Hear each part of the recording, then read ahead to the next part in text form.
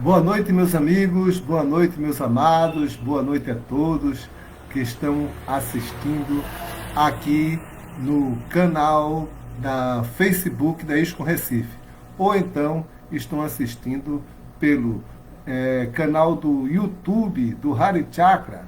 Aqueles que estiverem assistindo no canal do YouTube, né, não esqueçam de dar o seu like, né, e fazer a sua inscrição no canal. Nós estamos aí com 204 inscritos e queremos chegar a 1000 antes de eu deixar esse corpo, né?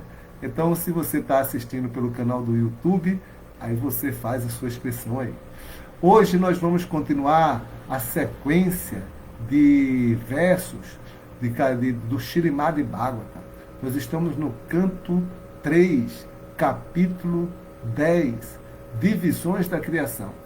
Nesse capítulo, o Senhor Maitreya Rishi, né, revela a Vidura os detalhes da criação, né, como o Senhor criou todos os seres vivos, né, como Ele criou todas as manifestações da natureza material, né. Isso é muito interessante, porque nós poderemos assim apreciar as opulências do Senhor Supremo, né, na sua criação, né, a beleza com que Ele criou essa manifestação material. Então, vamos assim cantar um pouco, depois a gente vai fazer as orações padrões que se fazem antes de recitar o Śrīmad Bhagavatam, e depois a gente vai fazer a leitura do Śrīmad Bhagavatam. Essa leitura do Śrīmad Bhagavatam está prevista para 1 hora de duração, né? Nós esperamos terminar o capítulo 10 em 1 hora de leitura, né? Então vamos começar. Vamos começar cantando para o Senhor Krishna, né? A famosa canção que Prabhupada sempre canta antes das aulas do Śrīmad Bhagavatam, do Bhagavad Gita. Jaya Radha Madhava Kunja Vihari Jaya Radha Madhava Kunja Vihari Gopi Jana Vallabha Girivaradari Gopi Jana Vallabha Girivaradari Yashodanandana Vraja Jana Ranjana Yashodanandana Vraja Jana Ranjana Yamuna Tira Manachari Yamuna Tira Manachari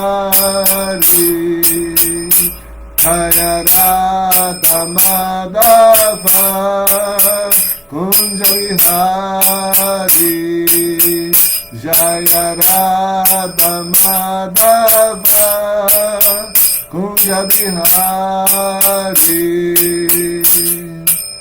Hare Krishna Krishna Krishna Hare Hare Hare Rama Rama Rama Hare Hare Hare Krishna Krishna Krishna Hare Hare Hare Rama Rama Hare Hare Jaya Prabhupada Jaya Prabhupada Jaya Prabhupada Jaya Prabhupada Jaya Prabhupada Jaya Prabhupada Jaya Prabhupada Jaya Prabhupada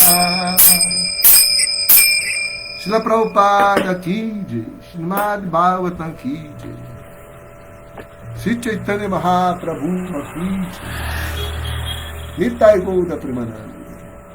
Om Namo Bhagavate Vasudevaya. Om Namo Bhagavate Vasudevaya. Om Namo Bhagavate Vasudevaya.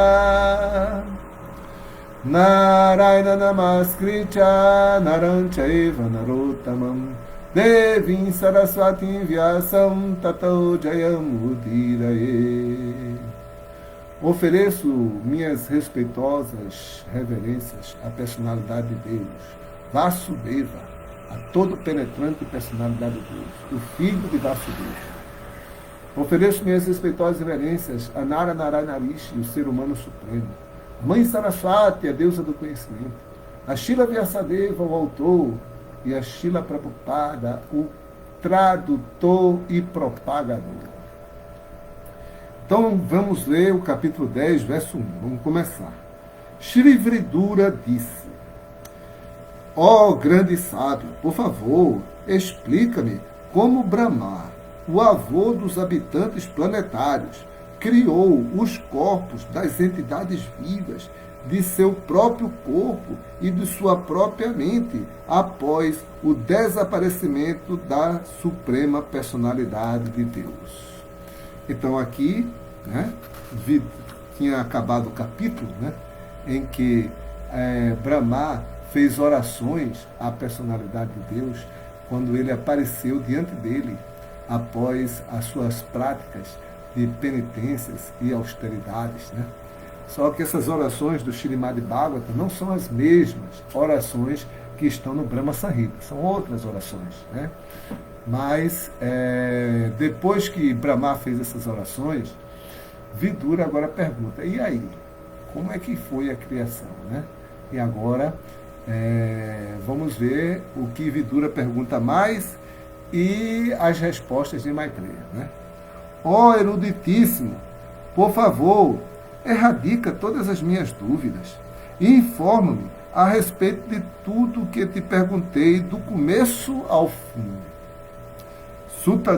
Sutta Goswami, o filho de Brigo, o grande sábio Maitreya, ó filho de Brigo, Sutta Goswami, disse: ó filho de Brigo, o grande sábio Maitreya Muni, ouvindo Vidura falar assim, sentiu-se muito entusiasmado. Tudo estava em seu coração e dessa maneira ele começou a responder as perguntas, uma após a outra. Então, filho de Brigo é Shaunaka. Shaunaka, ele estava lá, perguntando a Sutta Goswami. E Sutta Goswami estava narrando o Śrīmad Bhagavatam, diante dos sábios de Naimisharanya. Ok. Maitreya disse, o eruditíssimo sábio Maitreya disse: ó Vidura, Brahma, então, ocupou-se em penitência por 100 anos celestiais, como fora aconselhado pela Suprema Personalidade de Deus, e dedicou-se ao serviço devocional ao Senhor. Então, o conhecimento da criação, ele, apesar de ter sido dado para Brahma, para ele colocar em prática, ele tinha que ter uma prática uma prática espiritual antes. Então aí Krishna recomendou: bom, eu te dou o conhecimento já está em você, já está no seu coração, mas para esse conhecimento ser revelado, você deve praticar penitência, meditação por 100 anos celestiais. E não é pouco tempo, hein? 100 anos celestiais é muita coisa.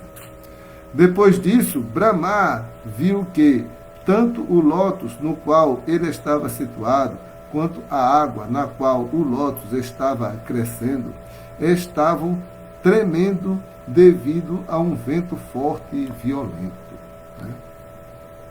A penitência prolongada e o conhecimento transcendental da autorrealização haviam amadurecido. o conhecimento prático de Brahma, e, destarde, ele bebeu todo o vento, juntamente com a água. Deixe-me repetir essa leitura aqui. A penitência prolongada e o conhecimento transcendental da autorrealização haviam amadurecido. O conhecimento prático de Brahma. E, destarde, ele bebeu todo o vento juntamente com a água. Então, a primeira atividade de Brahma na criação foi cessar aquela agitação, né? Então, ele bebeu o vento e bebeu a água, que eram da devastação, da criação, da destruição dos universos anteriores, para começar a criação, né? Em seguida, ele viu que o lótus, no qual estava situado, estava espalhado por todo o universo, ao que contemplou como criar todos os planetas que anteriormente estiveram fundidos naquele mesmo lótus. Então, os sistemas planetários, eles estão no lótus no qual Brahma nasceu, né? Então aí ele começou a pensar em como colocar os planetas de novo naquele lótus no qual ele tinha, da flor de lótus no qual ele tinha nascido. Ocupado assim no serviço à personalidade de Deus, o Senhor Brahma entrou no verticílio do lótus e, como estivesse expandido por todo o universo, ele o dividiu em 3 seções de mundos e mais tarde em 14 seções. Então, as 3 seções os planetas superiores, os planetas intermediários e os planetas inferiores.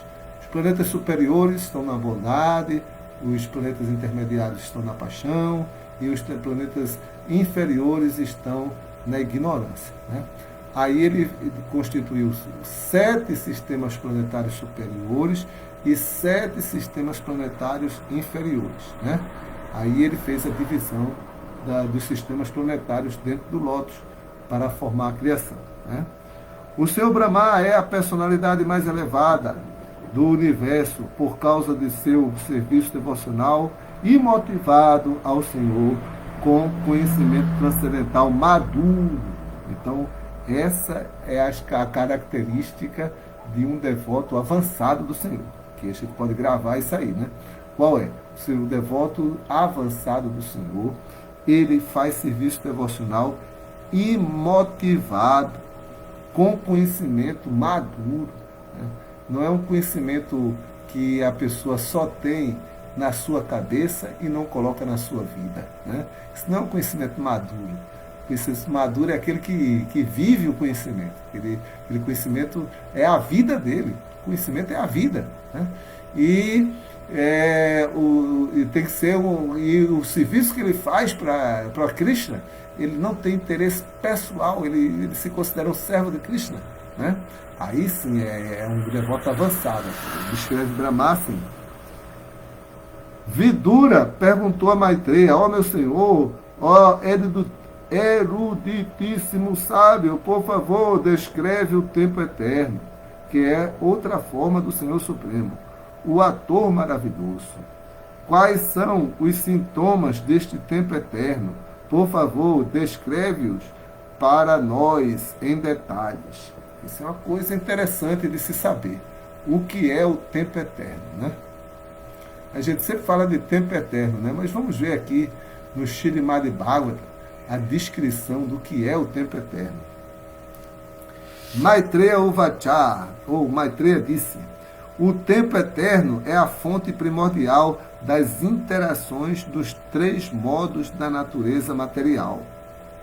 Então, o tempo eterno é a fonte das interações, né? Então, o tempo é que vai agitar a natureza material. Se não há tempo, a natureza material é inerte, ela não se agita, né? E esse tempo é a manifestação do Senhor Supremo, né? Ok? Então a existência do tempo na natureza física faz com que a natureza física ela adquira uma agitação e ela adquira uma sincronização para formar um destino para o universo. É muito interessante isso. Ele é imutável e ilimitado. Então, embora o tempo mude tudo, né, e o tempo limite todo mundo, nós somos limitados pelo tempo, né?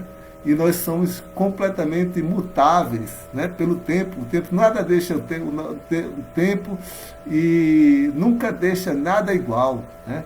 Mas o próprio tempo, ele é imutável, né? E o próprio tempo, ele é ilimitado, né? Embora ele limite tudo e deixe tudo mutável. E funciona como um instrumento da Suprema Personalidade de Deus para seus passatempos na criação material, né? Então, Krishna, ele faz tudo no tempo certo, né?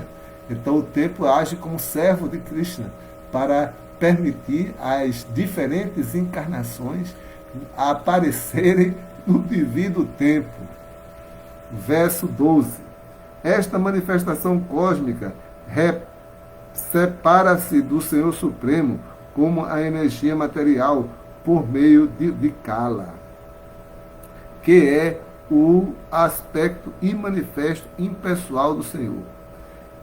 Ela está situada como a manifestação objetiva do Senhor sobre a influência da energia material de Vishnu.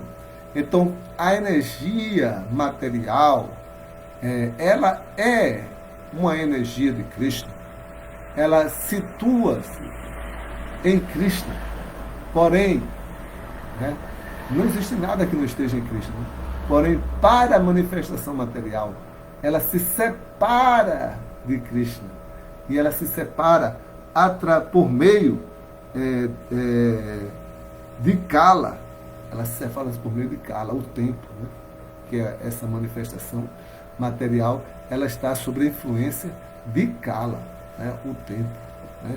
E o tempo não tem influência em Krishna, porque ele tem influência só nessa parte que se separa de Krishna, que é a energia material. Esta manifestação cósmica é como é agora. Era a mesma no passado e continuará da mesma forma no futuro, né? Então, assim, essa manifestação material, né, a energia material em si, ela não muda, né? Ela é a mesma, né? Agora, as atividades das entidades vivas é que mudam, né? É que mudam. Então vai passar o mesmo filme aí, né? Vai passar o mesmo filme, é o filme da energia material. E a entidade viva está aí para assistir, né? Esse filme, se ela se identifica, ela fica presa no cinema. Bora ver. Há 9 tipos diferentes de criações, além daquela que naturalmente ocorre devido às interações dos modos, né? Há 3 tipos de aniquilações devidas ao tempo eterno, aos elementos materiais e à qualidade do próprio trabalho. Então aqui ele vai fazer um estudo analítico da criação, né? Então ele divide a criação em 9 tipos de criação e a destruição em 3 tipos de destruição, né? Então esse é um estudo analítico. Agora ele vai explicar mais pormenorizadamente, né? Verso 18. Todas as criações acima são criações naturais feitas pela energia externa do Senhor. Então, aquelas criações lá. Ouve-me falar sobre as criações feitas por Brahma, que é uma encarnação do modo da paixão, e que, no que diz respeito à criação, tem um cérebro como o da personalidade de Deus. Então, ele é uma encarnação dotada de poder para criar. Então, ele recebe a Shakti e ele está no modo da paixão. Então, a criação feita pelo Senhor é uma criação, né? A criação em que o Senhor olha para a energia material fermenta, então o tempo eterno começa a atuar, agitando os modos da natureza material. Isso foi o que ele descreveu anteriormente. Então, essa criação é feita pelo Senhor. E agora ele vai descrever a criação feita por Brahma com a inteligência dada por Krishna. Verso 19. A sétima criação é uma das entidades imóveis. A sétima criação é uma das entidades imóveis, que são de 6 tipos. As árvores frutíferas sem flores. Árvores e plantas que existem até a fruta amadurecer. Trepadeiras, plantas com caule, trepadeiras sem suporte e árvores com flores e frutas. Então aqui ele fala sobre a sétima criação, né? É das entidades imóveis, né? Quais são as entidades imóveis? As plantas, né? Aí ele descreve aqui os diferentes tipos de plantas, né? Há uma aula de botânica, né? Plantas com caule, trepadeiras sem suporte e árvores com flores e frutas, né? Ele dá uma aula de botânica aqui, do Senhor Brahma, né? Todas as árvores e plantas imóveis buscam uma substância no ar. São quase inconscientes, mas têm sentimentos de dor internamente. Elas se manifestam em variedade. Mas elas têm um sentimento de dor internamente. Então, quando você machuca, você corta uma árvore, quebra um galho de uma árvore, então ela sente isso, né? A árvore, ela sente, ela tem sentimento interno, né? Elas são quase sentimentos, sem sentimentos, mas elas têm sentimento interno. Então, a ciência já mostrou isso, né? E que ela busca uma substância no ar. Essa substância pode ser a luz, né? A luz causa a fotossíntese e alimenta as plantas para elas produzirem carboidratos, né? Então, isso tudo, açúcares, né? Que são fontes de energia, né? Então, elas capturam a luz no ar, elas capturam a luz do sol, né? Captura a luz do sol para produzir os alimentos. A oitava criação é uma das espécies inferiores de vida, que são de diferentes variedades, num total de 28. Todas elas são consideravelmente tolas e ignorantes. Elas reconhecem os objetos que desejam pelo olfato, mas são incapazes de lembrar de algo no âmago do coração, né? Então, essas entidades vivas, que são inferiores, né? Então, elas reconhecem os objetos pelo olfato, mas não tem muita lembrança, né? Eu acho que deve ser tipo minhoca, alguma coisa assim, né? Verso 22. Ó mais puro vidura dos animais inferiores, a vaca, a cabra, o búfalo e o veado, Krishna, o porco, o animal gavaia, o veado, o cordeiro e o camelo, todos eles têm cascos fendidos. Aqui é a aula de zoologia, né? Zoologia mostrando as diferentes espécies criadas por Brahma, né? O cavalo, a mula, o asno, o goura, o bisão, sarabá e a vaca selvagem, todos eles têm apenas um casco. agora ouve falar dos animais que têm 5 unhas. 5 unhas, acho que é nós, né? Os animais têm 5 unhas numa mão só, né? Numa mão só. Né? Aí a aula de botânica, né? A aula de botânica, aí já falou das árvores, né? Já falou dos seres, dos animais, os moluscos, os seres mais inferiores, né? E que só tem um olfato, né? E agora está falando dos animais, né? Os animais, os diferentes tipos de animais que tem na criação, né?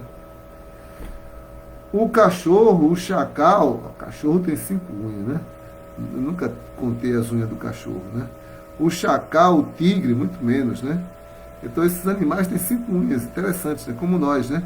A raposa, o gato, o coelho, o sajaro, o leão, o macaco, o elefante, a tartaruga, o eligato,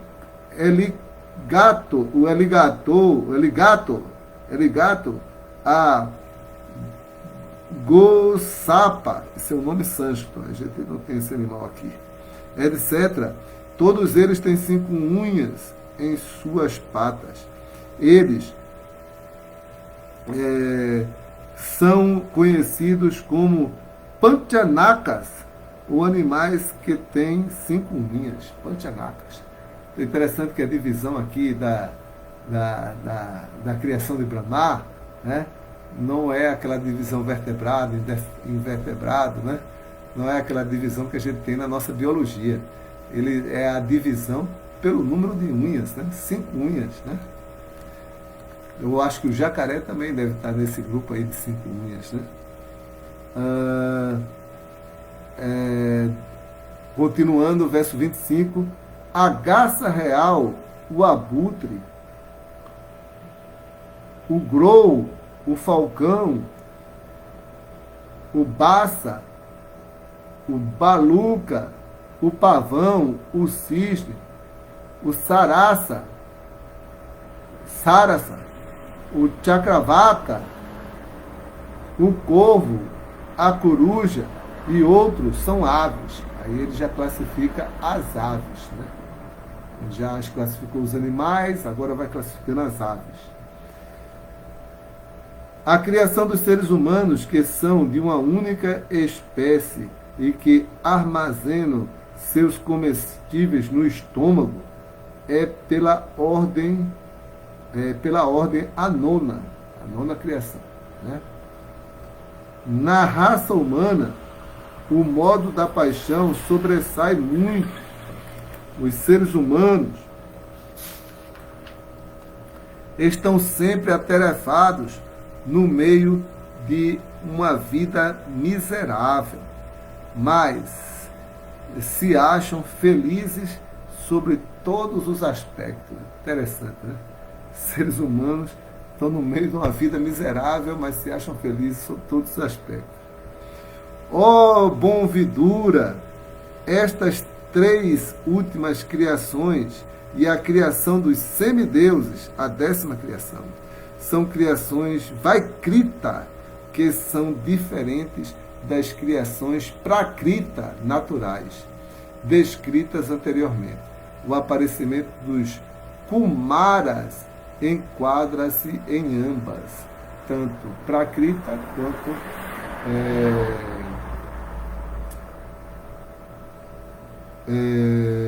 Vaikrita, né? Então a criação dos seres humanos, elas são Vaikrita, né? E a dos semideuses, a dos seres humanos e dos semideuses são Vaikrita. E as outras criações que são diferentes são criações Prakrita, da natureza, né? Então aí tem uma divisão, seres humanos, né, e semideuses. Aí depois animais. Os animais são criações da natureza. A criação dos semideuses é de 8 variedades. Os semideuses, os antepassados, os asuras ou demônios, tá vendo aí, ó? Asura e demônio que é enquadrado na mesma criação dos semideuses. os Gandharvas e Apsaras ou anjos, os Yakshas e Rakshasas, os Siddhas, né?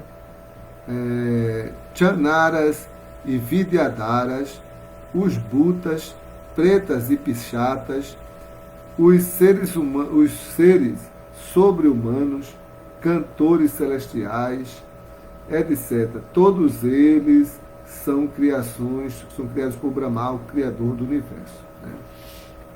Então essa é a descrição da criação dos semideuses. Verso 30.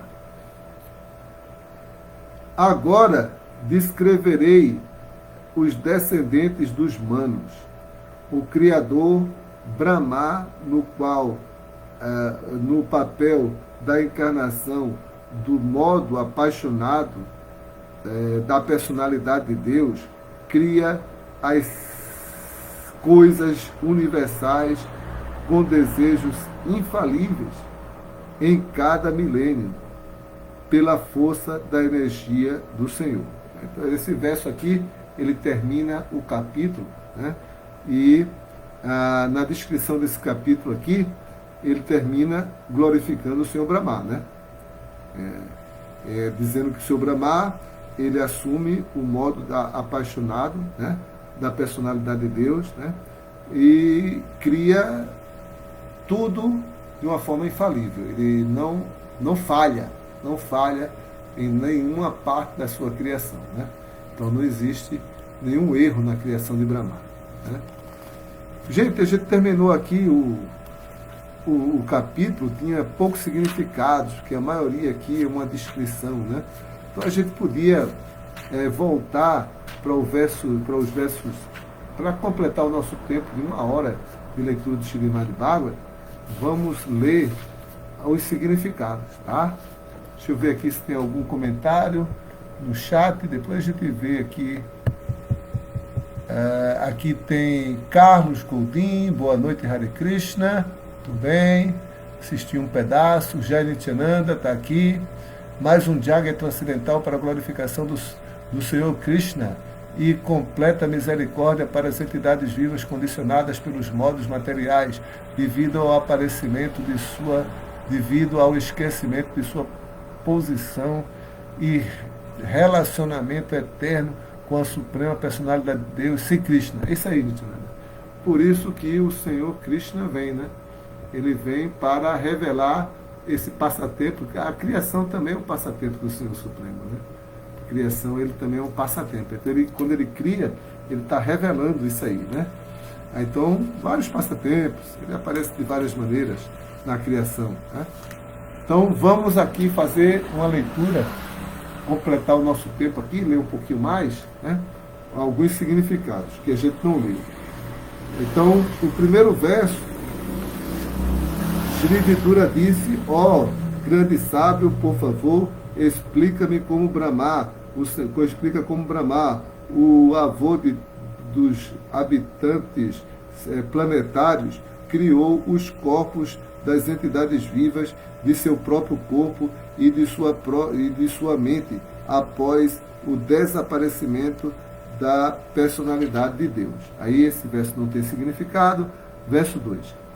Ó eruditíssimo, por favor, erradica todas as minhas dúvidas e informa-me a respeito de tudo que te perguntei do começo ao fim. Agora esse tem significado. Significado: Vidura fez todas as perguntas relevantes a Maitreya, porque sabia bem que Maitreya era a pessoa certa para responder a todos os pontos de suas indagações. É preciso ter confiança nas qualificações do mestre. Não devemos nos aproximar de um leigo para obter respostas e indagações espirituais específicas. Quanto mais indagações tiverem para que ser satisfeitas com respostas imaginativas do mestre, quando tais indagações tiverem que ser satisfeitas por respostas imaginativas do mestre, isto será puro desperdício de tempo. Então isso aí Prabhupada enfatiza que nós devemos buscar um mestre espiritual erudito, que realmente possa satisfazer responder nossas perguntas de acordo com conhecimento e não com achismos, né? E não com especulações, né? Suta Goswami disse ao filho de Brigo, o grande sábio Maitreya Muni, ouvindo Vidura falar assim, sentiu-se muito entusiasmado. Tudo estava em seu coração, e dessa maneira ele começou a responder às perguntas, uma após a outra. Significado. A frase Sutta Uvacha, Suta Goswami disse, parece indicar uma interrupção na conversa entre Maharaj Parikshit e Shukadeva Goswami. Também observei isso. Enquanto Shukadeva Goswami falava a Maharaj Parikshit, Suta Goswami era apenas um membro de uma grande audiência, mas Suta Goswami estava falando com os outros sábios de Naimisharanya, encabeçados pelo sábio Shaunaka, um descendente de Shukadeva Goswami. Isso, entretanto, não faz nenhuma diferença substancial nos tópicos em discussão. Então, houve realmente que aqui, nessa passagem, a gente leu que era Shukadeva Goswami descrevendo a conversa entre Maitreya e Vidura. Aí, de repente, no meio, aparece esse verso aí de Suta Goswami falando para os sábios de Naimisharanya, né? Ok? Mas aí Prabhupada fala, não, mas não atrapalha o Bhagavata. Então, teve um relance aí. Então, verso 4. O eruditíssimo Maitreya disse, o eruditíssimo sábio Maitreya disse, ó Vidura, Brahma então ocupou-se em penitências por 100 anos celestiais, como fora aconselhado pela personalidade de Deus, e dedicou-se ao serviço devocional ao Senhor. Ok. Aí significado, esse tem significado. O fato de Brahma ter se absorvido na personalidade de Deus, Narayana, significa que ele se ocupou no serviço ao Senhor. Esta é a mais elevada penitência que se pode executar por qualquer quantidade de anos. Não há aposentadoria para tal serviço, que é eterno e sempre estimulante. Né? Então, não tem aposentadoria para serviço devocional. Né? Até porque, se você sentar e cantar Hare Krishna, isso é serviço devocional. Né? Evidentemente que a gente não vai ter a mesma energia aos 80, 90 anos para construir templos e fazer grandes empreendimentos no modo da paixão, né? Que precisa de muita paixão. Não vou dizer que é no modo da paixão, né? Que a gente vai ter que, para fazer algumas coisas para Krishna, a gente vai ter que usar um pouco de paixão, né? Mas quando a gente chegar um pouquinho mais velho, a gente vai fazer outro serviço, né? Vamos cantar 24 horas por dia para Krishna, né? Bhajas e japa e sentar e pregar. Já não dá para fazer outros serviços com o corpo, né? Embora a alma não se aposente, a gente sabe que esse corpo ele tem seu prazo de validade, né? Então, aí a gente vai ter que fazer outros serviços com a alma e não com o corpo, né? O que a alma pode fazer e o corpo pode fazer, né? Verso 5. Depois disso, Brahma viu que tanto o lótus no qual ele estava situado, quanto a água na qual o lótus estava crescendo, estavam tremendo devido a um vento forte e violento. Significado. O mundo material é chamado de ilusório, porque é um lugar onde o transcendental serviço ao Senhor é esquecido. Por conseguinte, alguém que se ocupa no serviço devocional ao Senhor, no mundo material, poderá, às vezes, ficar muito perturbado devido a circunstâncias incômodas. Há uma declaração de guerra entre os dois grupos Ah, isso a gente está vendo agora, né? O Prabhupada escreveu isso há 50 anos, 60 anos atrás, né? E a gente está vendo isso aí agora, né? Declaração de guerra entre dois grupos, né? Prabhupada repete. A história se repete, né? Há uma declaração de guerra entre os dois grupos, a energia ilusória e o devoto. E, às vezes, os devotos fracos caem vítima das investidas da poderosa energia ilusória. O Senhor Brahma, entretanto, era suficientemente forte pela misericórdia sem causa do Senhor e não poderia cair vítima da energia material, embora ele tivesse lhe dado motivo para ansiedade ou ao pôr em perigo a estabilidade de sua posição. Quer dizer, aquelas ondas, aquele vento, estava balançando lá o Lótus, né, de Brahma. Como Brahma era muito poderoso, né, vamos ver o que ele fez. A penitência prolongada e o conhecimento transcendental da autorrealização haviam amadurecido o conhecimento prático de Brahma. E destarde ele bebeu todo o vento, juntamente com a água. A luta pela vida de Brahma é um exemplo pessoal de luta contínua entre as entidades vivas no mundo material e a energia ilusória Maya. Desde a época de Brahma até esta era, as entidades vivas têm lutado contra as forças da natureza material. Através do conhecimento avançado em ciência e realização transcendental, pode-se tentar controlar a energia material que se opõe aos nossos esforços. E, na era moderna, o avançado conhecimento científico, material e a penitência têm ocupado posições muito destacadas no controle dos poderes da energia material.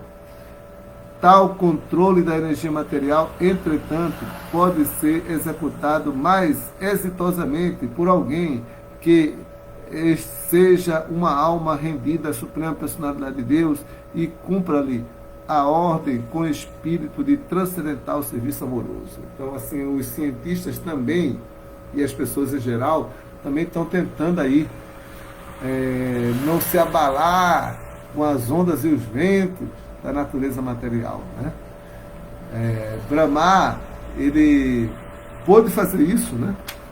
Pôde fazer isso, bebendo toda a água e o vento, né? E aí acabou a perturbação, né? Aí ele vai poder criar direitinho, né? A perturbação é para a destruição do universo. Ele está querendo criar, então tem que acabar essa perturbação. E o Prabhupada fala que os cientistas também estão procurando isso, mas como eles não fazem com o espírito de serviço devocional ao Senhor Supremo, eles fazem de uma forma ateísta, demoníaca, então eles não conseguem ter muito êxito, né? Até que eles tenham algum êxito, mas não conseguem ter muito êxito, não. Em seguida, ele viu que o lótus no qual estava situado estava espalhado por todo o universo. Ao que contemplou como criar todos os planetas que anteriormente estiveram fundidos naquele mesmo lótus. Significado: as sementes de todos os planetas do universo estavam impregnadas no lótus em que Brahma estava situado. Todos os planetas já tinham sido gerados pelo Senhor e todas as entidades vivas também tinham nascido em Brahma. O mundo material e as entidades vivas já tinham sido gerados sob formas de sementes pela Suprema Personalidade de Deus, e Brahma iria disseminar a mesma semeadura por todo o universo. A verdadeira criação é chamada, por isso, Sarga, e posteriormente a manifestação realizada por Brahma é chamada Visarga, né? Então a criação foi realmente feita pelo Senhor Supremo, né? Ele colocou lá as sementes. Aí a criação feita por Brahma, que fez a semeadura, né? Aí ele é chamado, Visarga. Ocupado assim no serviço à Suprema Personalidade de Deus, o Senhor Brahma entrou no vértice do lótus e, como estivesse expandido por todo o universo, ele o dividiu em 3 seções de mundos e mais tarde em 14 seções. Esse verso não tem significado. O Senhor Brahma é a personalidade mais elevada do universo por causa de seu esforço devocional e motivado ao Senhor com conhecimento transcendental maduro. Ele criou, portanto, todos os 14 sistemas planetários para serem habitados por diferentes tipos de entidades vivas. Agora esse verso tem significado. O Senhor Supremo é o reservatório de todas as qualidades das entidades vivas. As almas condicionadas no mundo material refletem apenas parte dessas qualidades e por isso são chamadas às vezes de pratibimbas.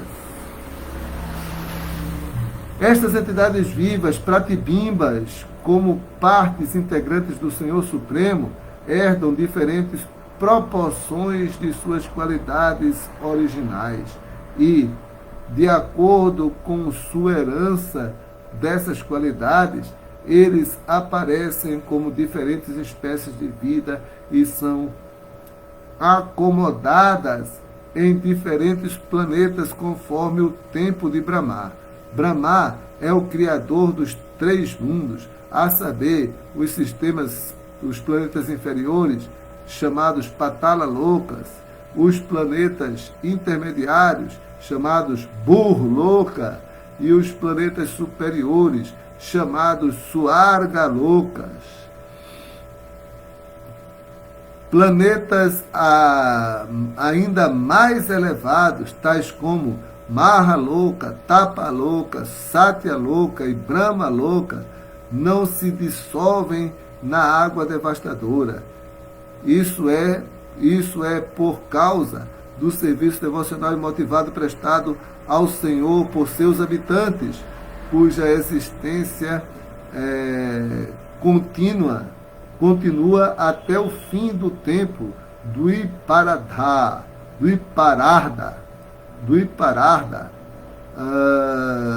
quando eles são geralmente liberados da cadeia de nascimentos e mortes no mundo material. Então, assim, quando há a criação não, Brahma não morre.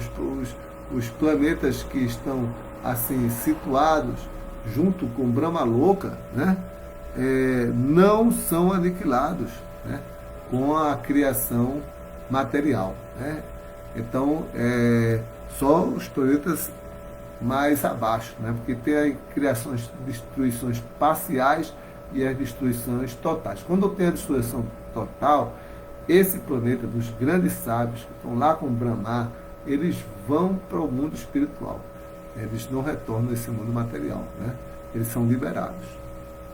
Eles estão ali só fazendo serviço devocional e motivado a Suprema Personalidade de Deus para que Krishna venha executar seus passatempos aqui no mundo material.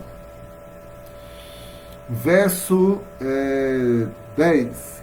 Vidura perguntou a Maitreya: ó meu Senhor, ó eruditíssimo sábio, por favor, descreve o tempo eterno, que é outra forma do Senhor Supremo, o ator maravilhoso.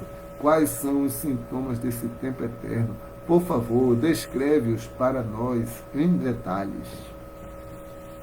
Significado: o universo completo é uma manifestação de variedades de entidades, desde os átomos até o próprio universo gigantesco. E tudo está sob o controle da personalidade do Senhor Supremo, sob sua forma de Kala, ou tempo eterno.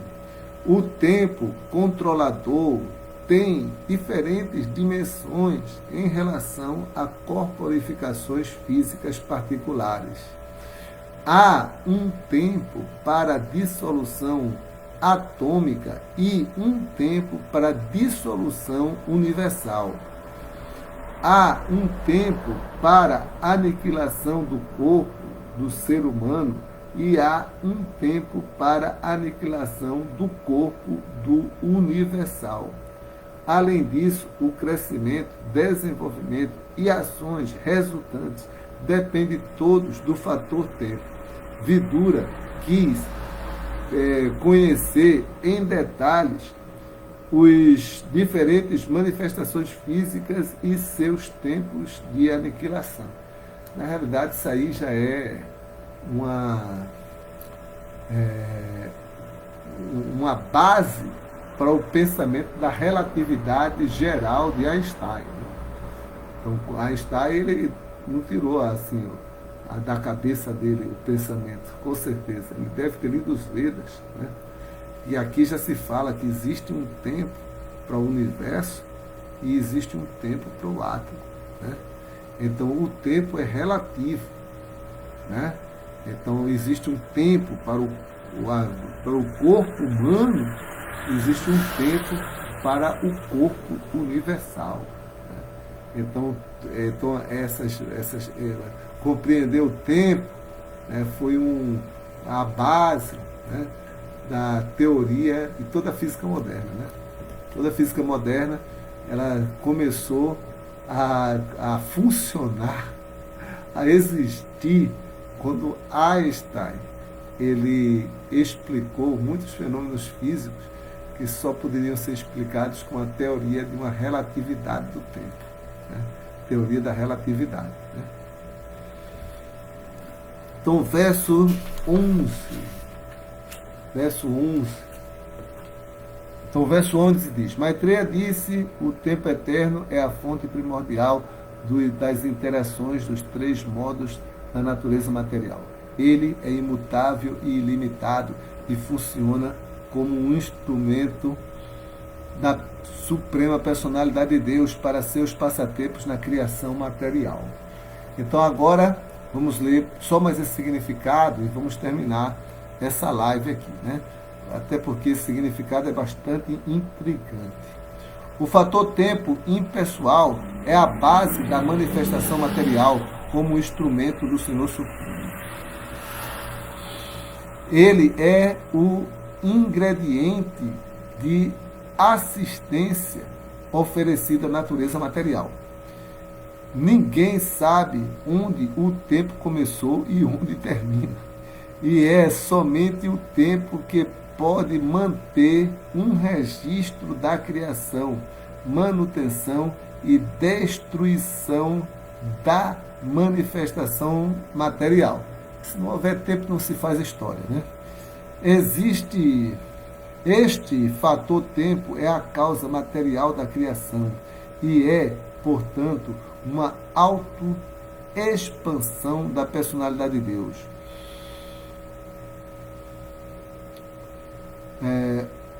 O tempo é considerado o fator impessoal do Senhor. Então aí a causa material, né? E é exatamente o que os cientistas falam, né? Eles dizem que existia um monte de elementos materiais e o tempo fez esses elementos interagirem e ocorrer a criação, né? O que ele não sabe é que esse tempo é uma manifestação da personalidade de Deus, né? Aquilo que o Prabhupada está falando, né? O fator tempo também agora atualmente a física diz que não existia energia de fundo, né? Uma energia de fundo. Aí o tempo condensou essa energia de fundo e aí criou-se a existência material, né? A energia de fundo eles não sabem o que é, mas alguns dizem que é a radiação, é raio-x, né? É raio-x. Mas é parecido, né? Assim, parecido assim de longe, né? Que é que o tempo é o fator, tanto os cientistas quanto a literatura védica concordam que o tempo é a causa material. Aí os cientistas só estudam a causa material mesmo, porque não tem nada, nenhuma base para estudar a causa espiritual da criação, né? E agora a criação tem a causa espiritual e a causa material. O fator tempo também é explicado por homens modernos de várias maneiras.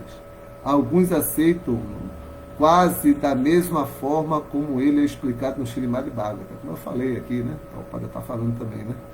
Na literatura védica, na literatura hebraica, por exemplo, aceita-se o tempo dentro do mesmo espírito como uma representação de Deus. Nessa literatura é declarado Deus, que em várias ocasiões e diversas maneiras falou em tempos passados aos sacerdotes através dos profetas. Metafisicamente, o tempo distingue-se como absoluto e real. O tempo absoluto é contínuo e não é afetado pela velocidade ou lentidão de coisas materiais. O tempo é astronômico e matematicamente calculado em relação com a velocidade. Isso aí, Prabhupada está falando um pouco de física, né, moderna, mudança e vida de um objeto em particular.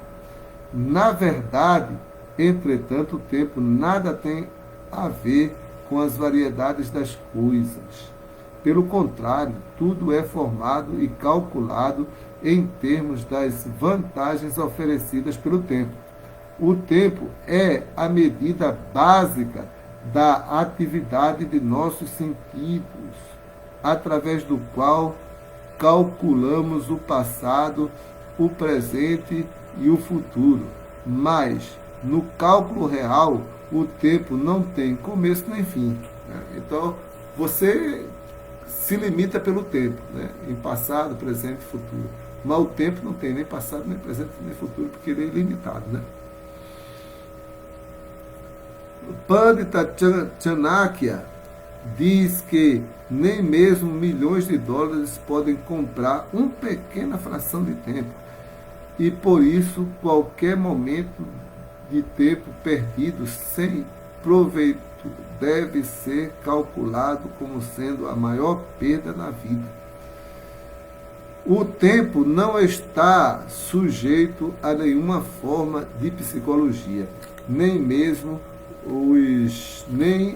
os momentos são realidades objetivas entre si, senão que são dependentes de experiências particulares. Cada um, em cada momento, tem a sua experiência, né? Portanto, Sri Jiva Goswami conclui que o fator tempo é entremeado com as atividades, ações e reações da energia externa do Senhor. A energia externa, ou natureza material, funciona sobre a superintendência do fator tempo, como o Senhor, como o próprio Senhor, e é por este motivo que a natureza material parece ter produzido tantas coisas maravilhosas na manifestação cósmica. O Bhagavad Gita 9.10 confirma esta conclusão como se segue. Mayadhyakshena prakriti suyate sacharacharam retunanena kanteya jagat viparivartate. Então, esta natureza, né, Mayadhyakshena prakriti, é minha natureza. Né? Suyate sacharacharam, retunanena kanteya jagat viparivartate. Então, Krishna fala que aqui ele é o controlador do tempo. Né? Jai, Hare Krishna. Então, esse aqui, né, a gente leu ainda vários significados, porque tinha poucos versos no capítulo, né? Só tinha 30 capítulos, mas aí a gente conseguiu assim, né, completar a nossa uma hora de falar o Srimad Bhagavatam, né, sobre a criação. Na próxima semana nós vamos para o capítulo 11, né, que ainda está tratando sobre a criação. o cálculo da criação a partir do átomo. Então aí se mostra que a literatura védica já conhecia o átomo, né? Já havia descrições do átomo e já se calculava o tempo a partir do átomo. Os cientistas atualmente também têm várias medidas do que é o segundo, né? A partir do átomo também, né? A partir do átomo, ok? E agora, né? Aqui esse livro é de 5.000 anos, né? Mas agora também tem esses cálculos. Jai, Hare Krishna. Vamos ver se tem mais algum comentário. Alguém mais?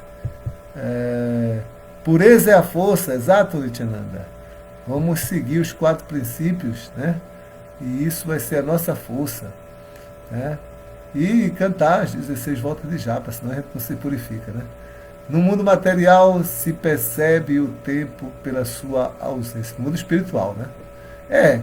Não se fala isso, Nityananda? Que a gente percebe o tempo no mundo espiritual pela sua ausência, porque o tempo ele se manifesta para auxiliar a criação, né? Mas só para a criação é que existe o tempo. Então Krishna separa dele a energia, a sua energia material, né? A sua energia externa, e aí o tempo ele começa a atuar nessa energia externa para fermentar a energia externa e acontecer a criação, né? Exatamente. Jai Hare Krishna, Krishna Krishna, Hare Hare, Hare Rama, Rama Rama, Hare Hare. Está acabando o domingo, acabando também a nossa live, e amanhã a gente se vê, né? Aqueles que vão assistir aí pelo YouTube, não esquece de fazer a sua inscrição. Eu estou vendo que tem muita gente assistindo, né? E não está fazendo sua inscrição. Vou fazer aí, para a gente chegar a 1.000 inscritos. Haribol, Hare Krishna, boa noite a todos. Haribol.